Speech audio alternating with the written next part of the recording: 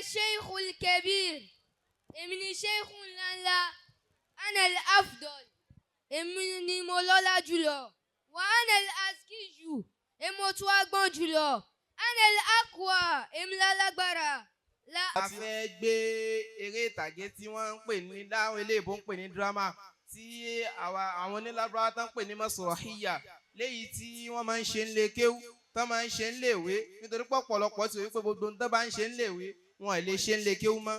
bákan náà ilé kéwú tiwa ó jẹ́ madrasatun thaqafiyyatun ilé kéwú tó lajú tán yányán ni tí ó sì lajú síbi ìbàjẹ́. so nítorí náà lábẹ́rẹ̀ dírámà wa tí àkọlé rẹ̀ ń jẹ́ àtàkàbùr wàtàwàdàn àfi ṣeré àdẹ̀fi ṣàwàdà. ìtumọ̀ rẹ̀ ní mótómótó àti ìtẹríba léyìí tí afẹ́jẹ́ tí ẹnìkọ̀ọ̀kan wá kẹ́ẹ̀kọ́ ń bẹ̀ tí àwọn eléèbó ń pè ní respect, arrogancy and humility. inshallah ibẹ̀ nínú eré ìtàgé yìí àríyàn kan nínú ìlú kan àfa àgbà ni ó kọ rẹ̀ ń jẹ́ Sheikh Sherif. bákan náà la rí ustaza kan onímọ̀ lóbìnrin ni ọlọ́run bùn mọ́ ó ní ìtẹríba ó kọ tiẹ̀ ń jẹ́ ustaza Aisha. ibẹ̀ wọ́n máa ń takò ara wọn. nítorí ìdí eléyìí a bẹ̀rẹ̀ eré ìtàgé ọba náà sì bẹ́nu ìlú yẹn léyìí tí ó bá wọn dá gbogbo ẹjọ́ náà ẹ máa bá wa ká lọ. Salimu asalaamu alaykum wa rahmatulahi wa barakatuh. وعليكم السلام ورحمة الله وبركاته. كيف أنتم؟ بالخير. وكيف دراستنا الأمس؟ الحمد لله. بارك الله فيكم. آمين. نعم.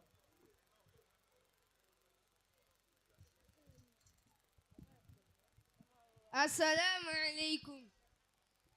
أنا الشيخ الكبير إمني شيخ لا أنا الأفضل إمني مولانا جلو وأنا الأذكي إموتوا جلو أنا الأقوى إملا لبرا لا أحد يمكنه منافستي كوسيا كوكونتولي كوجومي. مرحبا يا شيخ، أهلا وسهلا، لكن العلم لله.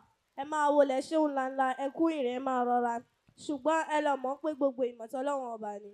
ومن أنت تاني لا أعتقد أنك تستحق التحدث معي. irú wo yìí o lẹ́tọ̀ọ́ sí láti máa bá irú àwa yìí sọ̀rọ̀. ìdàn tó bá rí bẹ́ẹ̀ o fásitì dákẹ́nu ẹ. ibi tí ṣéwù ńláńlá àfàgbà ibi tí òun àti ustaz àti kọ́kọ́ jọ pàdé nínú ìlú nìyẹn náà ti kọ́kọ́ jọ mọ ìwà ara wọn. ustaz àjọ ń yé wọn pé onímọ̀ kò é proud ẹni tó wọ́n máa ń sọ pé ìgbín tó bá ní kinní kan nù kò é pariwo. bákan náà ustaz ṣéwù yìí jọ ń yé pé òun mọ̀ òun tún lágbára. ibẹ̀ láti rí níbi tí ṣéwù náà wà tóun ti máa ń dáwọn èèyàn lẹ́kọ̀ọ́. ibẹ̀ ni ustaza yìí òun tún ń gbé dáhùn wà tọ́lọ́run hàn ní ti ń gbé kiri tó tún gbé lọ́dọ̀ àwọn ṣéwù yìí pé ẹ̀yin náà ẹ gbà tọ́lọ́run ẹ gbà tànábì ẹ ṣe ti ìsìláàmù bákan náà ẹ ṣe tọ́lọ́run. falyatafaddal. Assalamu alaikum ayyuhal ahibba.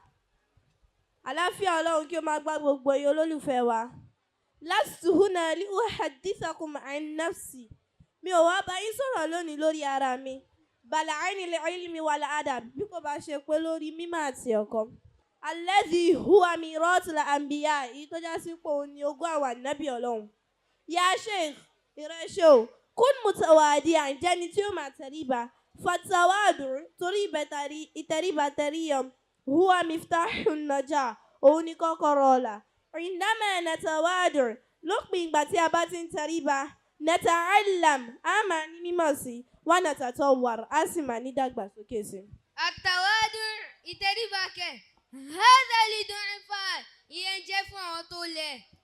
أنا èmi tó ń wòye o لا أحتاج إلى التواضع èmi ní bùkátà sí ìtẹríba. قد فقت كل ما تتحدث معي mo ti já scale gbogbo kẹ́tẹ́kẹ́tẹ́ tó ń bá mi sọ yẹn. Alam ta'lam anna tawadu'a huwa quwwatun. ṣé wà ó mọ̀ pé ìtẹríba lágbára ni? Nafta'u kulu ya Sheikh ìdáná ọ̀nà tàwa dọ̀hùn.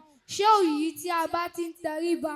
Nafta'u kulubana wa ukulana lita'alumi wa numuru wa tatawwuri wọ́n máa ṣe ọkàn wọn àti làákàyè wọn síbi mímọ́ àti ìdàgbàsókè àti ọ̀làjú. صدقت يا أستاذة لقد تعلمنا منك أن العالم الحقيقي من يرفع غيره لا من يرفع نفسه. Barakallahu fikum. Òótọ́ lẹ sọ ìrẹ́ ustaza wa nísìnyí báyà tí kọ́ ẹ̀kọ́ wípé oní mímọ̀ òtítọ́ oní máa ń gbẹ́rẹ̀ lòmíràn ga kó ń ṣe ẹni tó máa ń gbá ara rẹ̀ ga. Mashallah. ìgbà tí ẹni tó sọ̀rọ̀ ń bí báyìí òun jẹ́ security officer látọ̀dọ̀ ọba ìgbà tí wọ́n ti mú ìròyìn àáfàá ńláńlá wọ́n ti mú lọ bá ọba yìí pé àáfàá kan ti wà náà lù títí ń dà lúrú tó sọ pé òun lòun lágbára jù wípé kódà tóun bá rí ọba òun lè fọ́ wọn lójú pẹ̀lú ìmọ̀ àti òye òun.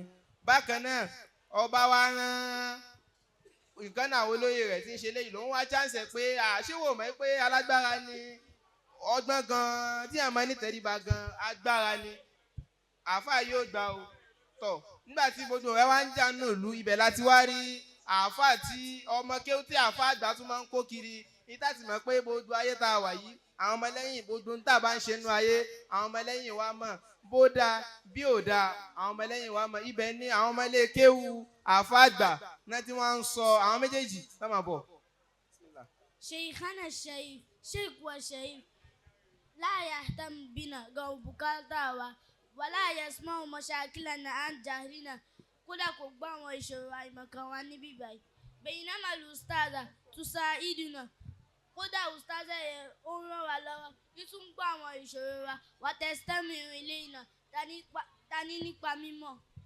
صدقت يا زميل للأقوى أن نتبع ولا صدق حقيقا بأن نستمع إنما الشيخ هو متغطس ومتكبر bẹ́ẹ̀ ni òótọ́ ló sọ ìrẹ́ akẹgbẹ́ mi ó ti tọ́ ló tọ́ kí a tẹ̀lé kódà òdodo ló sì yẹ kí a máa gbọ́ tó dẹ̀ já sí wípé tọ́ọ̀gì ní ṣe kó àkódà òun ní ìgbéraga ni. báyìí àwọn ọmọ ilé kí ó ti fọ́ gbogbo ẹ̀ lójú wọ́n ti jó yé gbogbo ayé pé tọ́ọ̀gì ni àlùfáà àwọn kódà onígbéraga ni kódà kò jẹ́ nǹkan kan gbogbo ìmọ̀ tó wù tí ń kó àwọn tọ́ọ̀gì ni.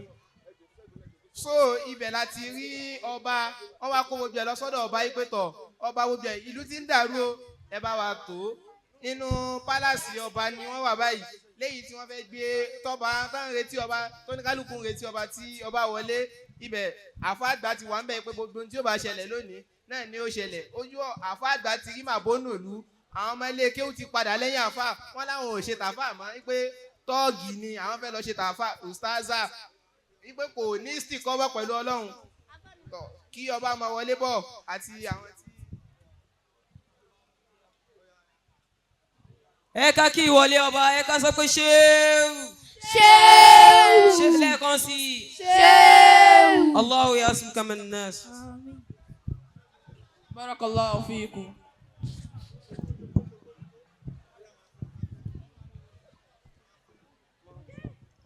أحييكم جميعا قائلا السلام عليكم ورحمة الله وبركاته. السلام ورحمة الله وبركاته.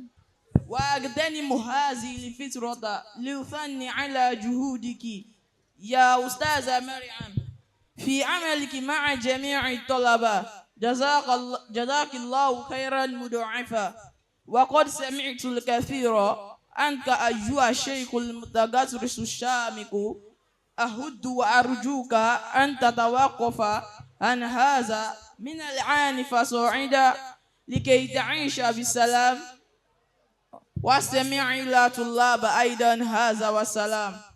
mo kí gbogbo yín níkàlẹ̀ ní pé ìkẹ́ ọlọ́run ọlá ọlọ́run kó máa bá yín mo sì tún fi dédé àsìkò yìí fi kí ìgbìyànjú àti iṣẹ́ takuntakun rẹ ustaza Aisha láàrin gbogbo ọmọ akẹ́kọ̀ọ́ bákan náà mo sì tún gbọ́ púpọ̀ nípa ìrẹ́ àfáà onígbéraga.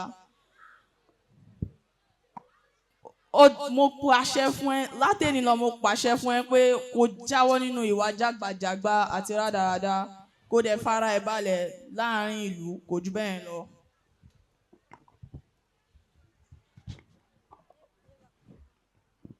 Abqakumullahu ya amir ẹ pẹ́ fún wa ọba wa.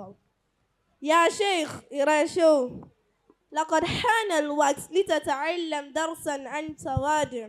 àsìkò ti tó láti jẹ́ kí o kẹ́kọ̀ọ́ nípa ìtẹríba. اذهب إلى طلبة واستمع إلى مشاكلهم وساعدهم. nísì lọ sọ́dọ̀ àwọn akẹ́kọ̀ọ́ wọn kó bọ́ ìṣòro wọn nípa mímọ̀ kó sì ràn wọ́n lọ́hùn. حسنا دادا يسو سأفعل ذلك سرعانا ما ششدوري بابا أيها الحاضرون موكو غوغوين تان بومي قولوا نعم. نعم. الآن نسمعي قد تعلمت درسا متواكو إكوتيميو أن التواضع قوة إبقى دادا ريباوني أكبر وليس ضعفا كوداكينشين كوتولي. nígbà tí gbogbo ẹ ti lọ ọba ti bá wọn dá ó dẹ̀ ti sọ pé òun gbọ́ àmọ́ tí ẹnìkọ̀ọ̀kan wá kí a lọ di mẹ́wàá pé wàlíkíbùrì yá ulè rọ̀bínà sífàtún bíhì ìtàn pé motomoto ìtàn pé kémi mo tó bẹ́ẹ̀ mi mo tó bẹ́ẹ̀ ìròyìn ni fún ọlọ́run ọlọ́run bá nìkan ló pé ara rẹ̀ ní mùtàkà bírù òun ló pé ara rẹ̀ pé òun lòun tó bẹ́ẹ̀ kò sẹ́nì kankan tó bá jẹ́ àmọ́ gbogbo ẹ̀dá tí bá ń wù tí ń pe ara rẹ̀ bẹ́ẹ̀ ẹnìkan kò ní sọ fún un nígbà tí gbogbo ayé bá padà lẹ́yìn rẹ̀ nígbà tí gbogbo ayé bá láwọn ò ṣe tiẹ̀ mọ́ nígbà tó ṣe débì kan tí òróró ṣe fi mánéjì ara rẹ̀ gẹ́gẹ́ bí táwọn kan ṣe ń sọ fáwọn àlùfáà wáyé pé onímọ́tómọ́tó ni wọ́n ṣe sínétọ̀ onímọ́tómọ́tó gbà ní wọ́n pákéjì ni bẹ́ẹ̀ ni kò rí bẹ́ẹ̀ eléyìí àfi ń kọ́ wa lẹ́kọ̀ọ́ nípa àwọn àlùfáà wa kọjá yí pé wọ́n pákéjì wọ́n dẹ̀ ń ṣe ẹ̀yà wa ló tàbí sáré ṣe gbogbo yàwó alhamdulillah eléyìí àfi ń kẹ́ wa lẹ́kọ̀ọ́ ní pé wàlíkíbùrì yá ulè rọ̀bínà sífàtún bíhì màṣúsọ̀tún fatajannabanha wàtẹ́kì níbi tá a bá ti ń ṣòde níbi tá a bá ti ń jẹun tá à ń dunnú ibẹ̀ láti máa rán wa létí wípé ẹja ronú ẹ má jà ṣe mọ́tómọ́tó mọ́ ẹ má ṣe àṣe ìgbéraga mọ́ ọlọ́run ọba nìkan lónìí kò ní jù báyẹn lọ tó bá tún dọdún míì ọlọ́run já ṣe ọ̀pọ̀lọpọ̀ rẹ̀ láyé á tún máa dá wa lẹ́kọ̀ọ́ láti lè ké wa Darul Akhyar Institute of Arabic and Islamic Study. بني الإسلام هيا بنا إلى الأخيار سرعانا بها الأذهان ينفتحا عن الإرفان اعتقادا أيا داري وعنواني فداك الروح مهيانا ẹ̀kọ́ olówó iyebíye làwọn ọmọ wa ti dá wa ọlọ́run wọn ti là á ká àwọn ọmọ náà.